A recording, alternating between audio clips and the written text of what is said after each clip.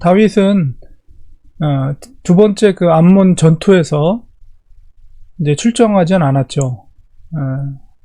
요압 장군이 지휘하는 그 이스라엘의 군대가 암몬의 도성이었던 랍바성을 공격하기 위해서 출정한 사이에 밧세바의 사건이 일어난 것입니다.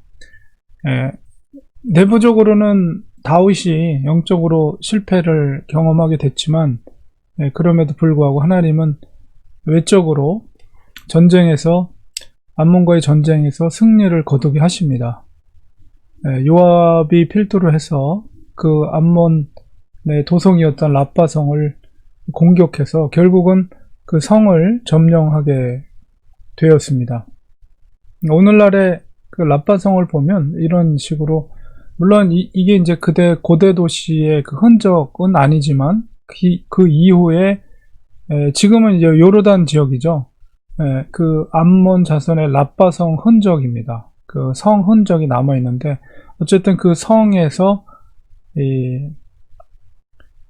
우리아가 그 전쟁에서 죽음을 맞이하게 되고 결국 이 성을 요압이 점령하게 된 순간에 요압은 다윗 왕에게 전령을 보냅니다.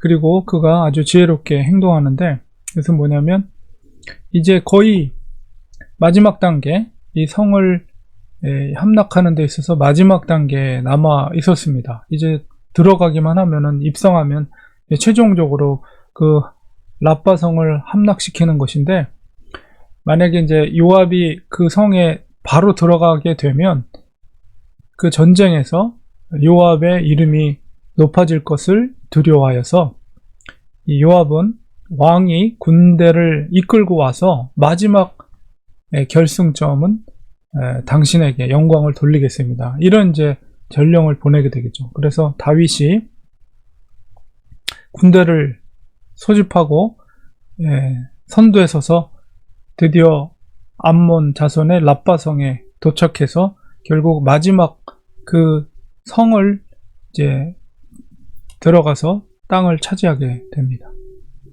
결국 다윗의 대신들 수염을 깎아버리고 옷을 궁둥볼자기까지 나오게 잘라버려서 그렇게 다윗의 대신들을 조롱하게 함으로써 시작된 전쟁이 결국은 이스라엘의 군대가 다윗이 그 암몬의 도성이었던 랍바성을 함락시킴으로 취함으로 말미암아 이제 일단락이 됩니다. 물론 1차 전쟁에서는 저 아람의 연합군까지 동원했지만 그들도 역시 하나님께서 물리치셨죠. 결국 암몬의 랍바성도 이제 취하게 됨으로 인해서 암몬과의 전쟁이 일단락되게 됩니다. 그리고 거기서 많은 노략물들, 그 대표적으로 30절에 있는 것처럼 보석이 박힌 왕관, 금의 중량이 1달란트다 그랬는데, 1달란트를 사실 오늘날 우리 무게로 계산을 환산을 하면 한 34kg 정도 됩니다. 그러니까 어마어마한 금이죠. 사실 그거를 쓰고 다니기는 힘들고, 제 생각에는 아마도 왕이 특별한 그런 상황 속에서 그 금관을 쓰지 않았는가. 그래서 다윗이 그 노략물을 머리에 직접 써보기도 합니다.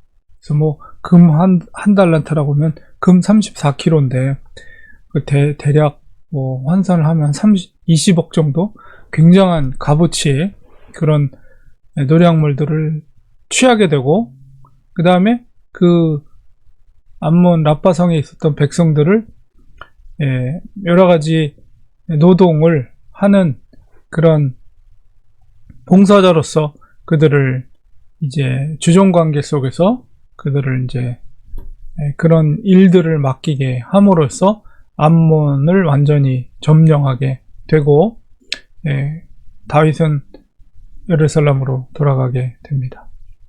이 모습 속에서 우리가 비록 다윗은 영적으로 예루살렘에서는 실패했지만, 물론 하나님께서 그를 용서해 주셨죠. 그러나 여전히 그 강력한 국가, 그 국가로서 이웃 나라들, 특별히 다윗을 침략했던 이웃 나라들에 대해서 다 응징을 하고 강력한 국가로 여전히 확장해 나가는 것을 보게 됩니다. 이것은 하나님의 다윗 언약 가운데 그의 아들인 솔로몬을 통해서 이 성전, 예루살렘 성전을 건축하기 위해 모든 그런 재료들을, 재원들을 마련하는 하나님의 섭리의 과정이라고 볼 수가 있죠. 죄송합니다.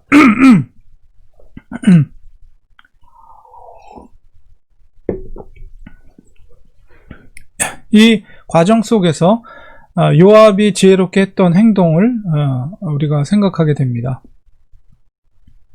요압이 자기의 주군이었던 다윗의 이름을 높이기 위해서 자기가 높아질 수 있는 상황에도 그것을 왕을 위해서 비워놓고 왕이 최종적으로 그 성을 함락할 수 있도록 조치한 것은 굉장히 지혜로운 행동이었다는 것을 우리가 알게 됩니다. 우리가 하나님을 섬기는 우리들에게도 역시 우리가 이 땅에 사는 목적이 무엇입니까? 하나님을 영화롭게 하고 하나님을 기뻐하는 것입니다.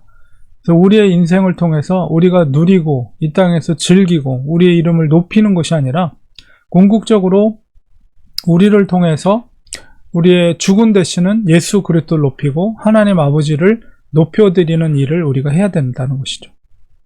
우리가 항상 그런 생각을 가지면서 이 땅에서 우리의 삶을 살아야 됩니다. 과연 나를 통해서, 나의 삶을 통해서 어떻게 하는 것이 하나님을 높여드리는 것인가? 하나님께 영광을 올려드리는 것인가? 이런 것을 우리는 늘 마음에 새기고 요압이 지혜롭게 다윗의 이름을 높였던 것처럼 우리들도 우리가 높아지는 자리에서 우리를 높이는 것이 아니라 우리를 구원하신 예수 그리스도를 높이고 우리 창조주 되신 하나님 아버지를 높여드릴 수 있는 인생이 되어야 되겠습니다. 또 우리뿐만 아니라 우리의 자녀들도 그렇게 될 수 있도록, 우리의 자녀들이 왜 열심히 공부를 해야 됩니까? 왜 좋은 대학을 가고 좋은 직장을 얻어야 됩니까?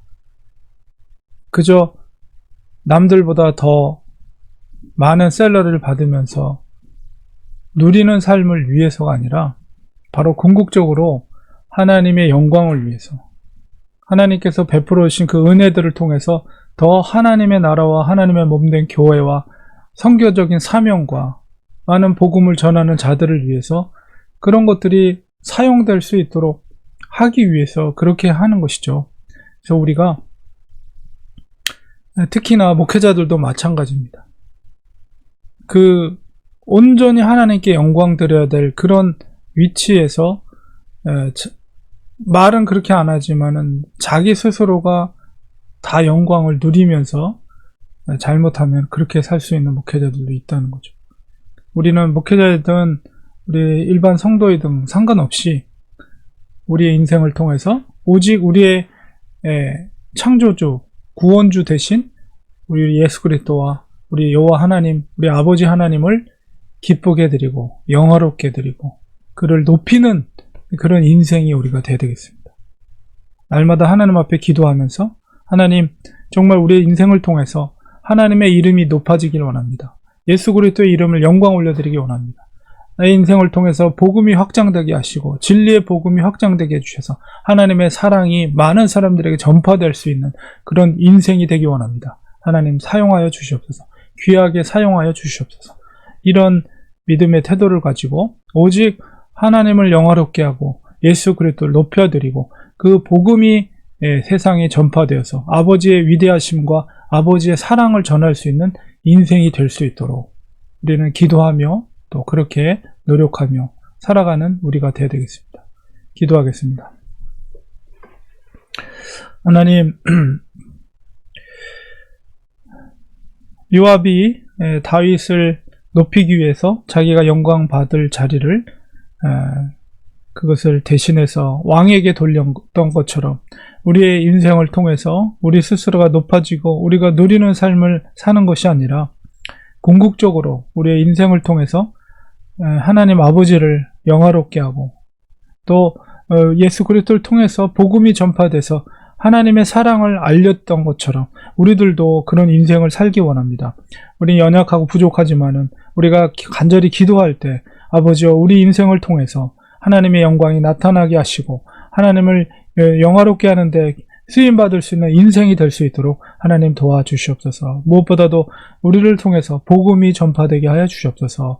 예수 그리스도의 생명의 복음이 전파되게 해 주셔서 돌아야 될 하나님의 백성들이 주께로 돌아오는 놀라운 역사, 그것이야말로 하나님을 가장 기쁘게 드리는 것임을 우리가 압니다. 하나님, 그런 인생이 될 수 있도록 우리가 순종의 삶을 살게 하시고 하나님 앞에 쓰임받는 인생이 될 수 있도록 하나님 도와주시옵소서. 우리 속에 함께 하시는 성령님께서 충만하게 역사해 주셔서 주님의 성령의 뜻에 따라 순종할 때 우리 인생을 통해서 하나님을 기쁘게 드릴 줄 믿습니다. 그런 인생이 되게 하여 주시옵소서. 예수님의 이름으로 기도드리옵나이다.